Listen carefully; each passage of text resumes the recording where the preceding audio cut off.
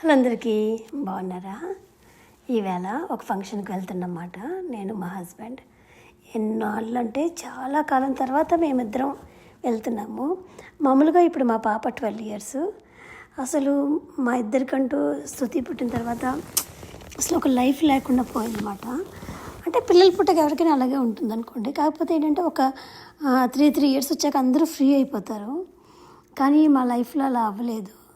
So ఎప్పుడైనా సరే కనీసం తను ఉండాలి, పిల్లల దగ్గర, లేకపోతే నేను ఉండాలి.